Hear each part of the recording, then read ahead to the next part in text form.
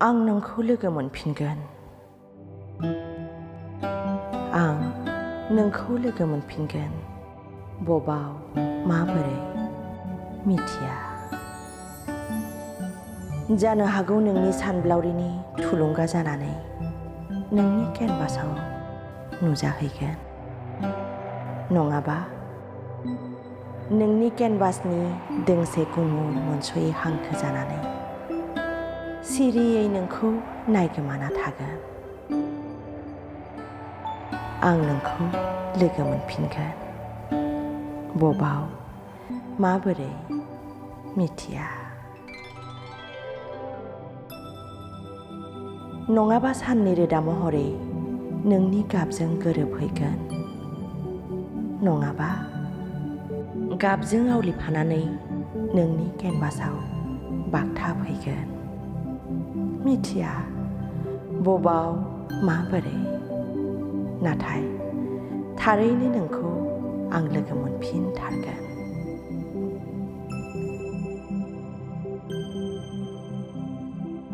दै जिरि बोहैब्ला जेरै दैया बारस्रावबोयो, बारस्रावनाय दैनि थरथिं जानानै नोंनि मोदोमाव सिथाबहैगोन आरो मोनसे सुदेम मोन्दांथि जानानै नोंनि बिखायाव नांथाबना थागोन।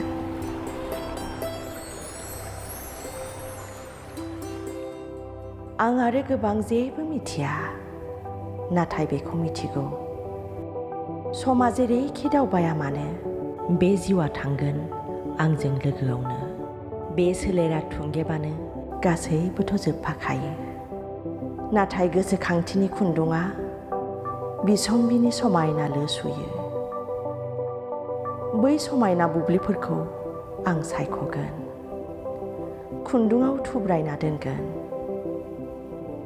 आं नोंखौ लोगो मोनफिनगोन। बबाव माबोरै मिथिया। आं नोंखौ लोगो मोनफिनगोन।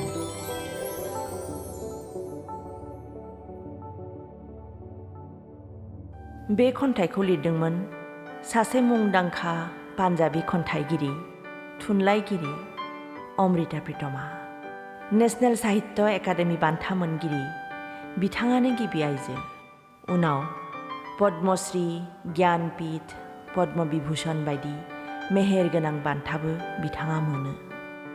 साननाय जायो बे खन्थाइखौ बिथाङा गावनि महरगिरि लोगो इमरुजनि थाखाय लिरदोंमोन। जिउनि लामा हान्थिनायाव जाय गोलाव सम बिथांजों लोगो होदोंमोन। 2005 मायथाइनि 30 अक्ट'बराव 86 बोसोर बैसोआव बिथाङा दिल्लीयाव इमर'जनि आखायावनो जिउ नागारो।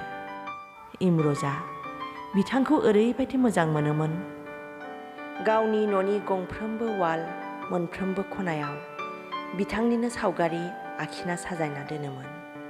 दिनै बिथांनि जोनोम सानाव सिबिनाय बावनानै बिथांनिनो दोंसे खन्थाइखौ बर'आव रावस्लायनानै आं आवरायनाय जाबाय। गोरोन्थिनि थाखाय निमाहा बियो।